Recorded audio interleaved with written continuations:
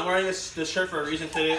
It was from Kimo. He passed it on to me. So it's spreading the seed, if you will. But I just love how everybody is talking about growing and planting, and you know, it's so unintentional, right? Even in Dennis's welcome is like, oh, you know, the harvest. We are God's co-workers in God's field, right? The harvest is plentiful, but the workers are few. And it's just crazy how everything is like lining up and tying together, like how the Bible does, you know, it lines up time together. Come on, bro. But so the title of today's lesson, guys, is simply what my shirt says. So it says, grow. It all starts with a seed. Come on. Grow. It all starts with a seed. If you need, if you forget what it says, you look at my shirt. Okay, read it. And if I don't move around too much or ask a question, Come on, man. Come on, man. But cool. So growing is a very amazing thing, right? I mean, many of us in here are teenagers. Most of us in here are teenagers, right? Kind of going deaf now. Oh, that seems unintentional. All these things are unintentional. All lines up. But anyway, so it's so exciting, right? Like when your parents see you as a teen, they're like, oh man, like he's growing out of his clothes. He's growing. He's taller than me now. Oh my gosh, he's growing this way now. He's growing. It's amazing, but it's amazing to see growth, right? But sometimes it can also be scary, right? Oh, he's growing. My baby's going to college. Oh, whatever, right? Okay. Like Maddie, Rosa going to college pretty soon, right? Rosa, you know it, girl. I mean, but yeah, so growing sometimes can be a good thing, right? But sometimes it can also be like, well, what happens if I'm not growing? It's kind of a scary thing. I mean, like if you had an infant, right, Tiberius. So if Tiberius wasn't showing growth signs in 3 months, I mean, Trevor might be pretty concerned. Yeah. I'd be like, why isn't he growing? Like, it's been 3 whole months, right? It's been like 90 days, right? Holy smokes. Or say it's been like 6 months now and he still hasn't grown. Like, what's happening here? Is he malnourished? Not getting the right milk, the right food? What's happening here, right? So you be questioning, why isn't this thing growing, right? Sometimes you can question ourselves about the same thing, like, why am I not growing? Or what can I do to grow, right? Yeah. And so what the awesome thing is that this book right here, hashtag the Bible, right? hashtag the Bible, will tell us exactly what we need to grow. That's what we're going over today, man. So today, my first point is the bottom line here. It all starts with a seed. Amen. Okay, my first point, it all starts with a seed. Amen. I like Paul, so we go to 1 Corinthians here. We'll start in chapter 3.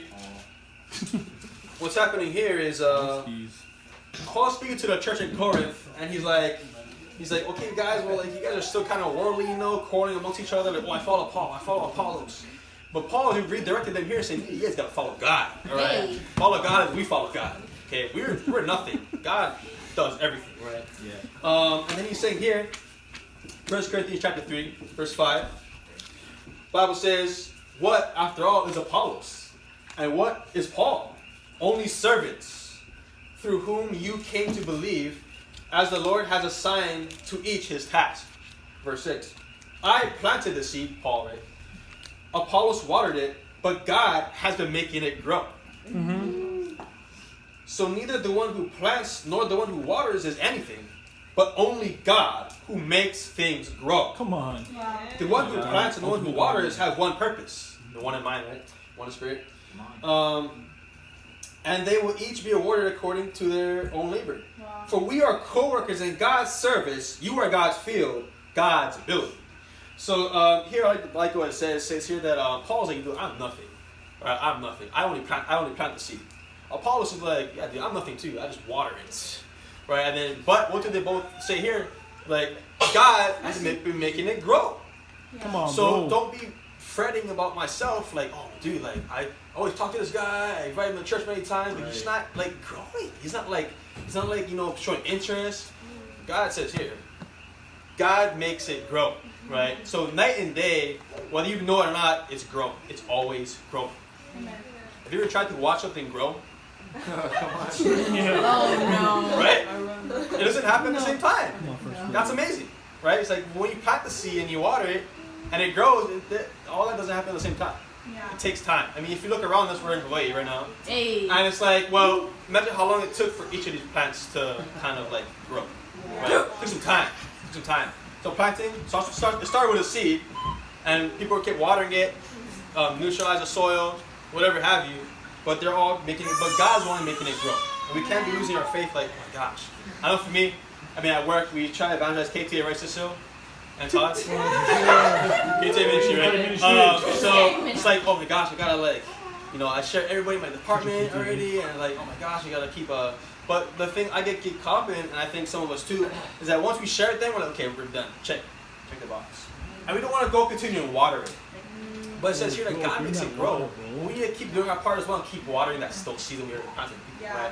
Just says there's somebody who reached out to you, planted the seed in you, watered it, and God made it grow. Where are you now? Spreading seed. Oh, come on. Right? And now you're like being fruitful, producing fruit, right? So trees do, so plants do, right? Come on, man. Right?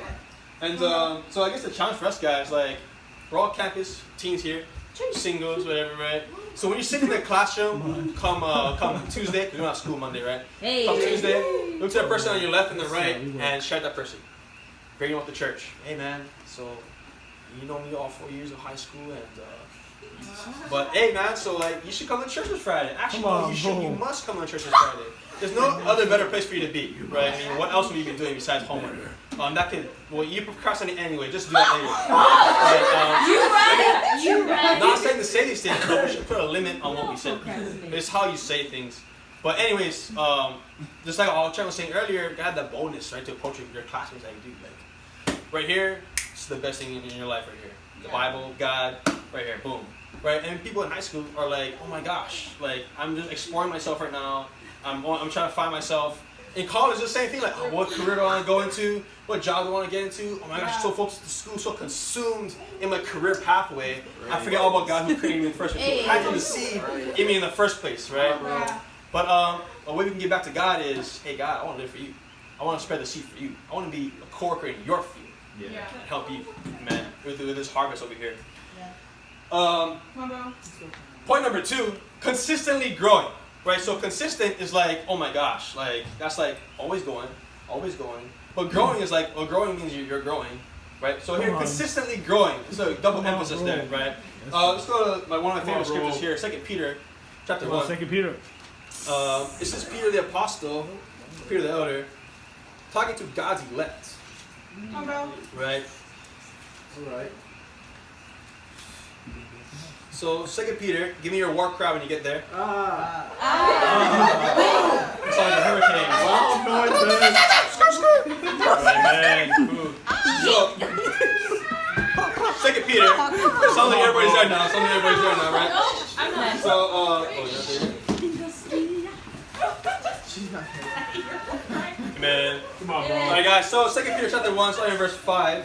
The Bible says, for this very reason, make every effort to add to your faith goodness, and to goodness knowledge, and to knowledge self-control. Oh my gosh. And to self-control perseverance, and to perseverance godliness, and to godliness mutual affection, and to mutual affection love. For if you possess these qualities in increasing measure, they will keep you from being ineffective and unproductive, Maddie, in your knowledge of the Lord Jesus Christ. What happened was, because Mandy talked down a lot, right? And she's like, another day of being unproductive, no practice today, no school today. But anyways, that just came to mind. Anyway, so, what the Bible says here, we cannot be complacent on where we're at. What does complacent mean? Being overly satisfied where you're at right now. So, like, I got to level 5, so I'm good at level 5, man. Oh, come on. I'm good at level 5, bro. Like, so why wouldn't you want to grow? Why wouldn't you want to grow for God? Right? You're not growing for just the people. You're growing for God who created you, right? Who planted this seed in you. And it's like, oh my goodness, like, I need to grow, right? What is there to lose for you to grow? Let me ask you that. What is there for you to lose for you to grow? Nothing. Some of us are afraid to grow. I know for me, I'm afraid to grow. I know where I can be. But I'm like, dude, like, I would be like, my life on the line. I feel like I'm on the front lines all the time. I'll be like, in football, I'll be like this first string all the time, always on the field. But that's what God exactly wants us to be. Yeah, I mean, even what Dennis shared today in Matthew 9. We are in God's harvest field. Send workers into the harvest field to reap a harvest. Yeah. Right? God wants those who are elite. Right? Elect. And who is Peter speaking to in here? God's elect. Look around you right now. Look around you right now. God, you like. This is who Peter's speaking to right here. All right. But it says here, what happens if we don't possess these qualities in increasing measure? Well, I mean, let's take my glasses off right here. Verse 9 says, but whoever does not have them is nearsighted and blind. Forgetting that they have been cleansed from their past sins. Come on. Have you forgotten where you came from before you get baptized? Have you forgotten that? I mean, I'm not preaching to you guys as just you guys, I'm preaching to myself as well, right? But sometimes I can forget as well. Come on. But yeah, guys, it says here that we need to possess these qualities in increasing measure, right? Nearsighted meaning you lack vision, right? Like me. Yes. But don't be that person. So guys, today, grow.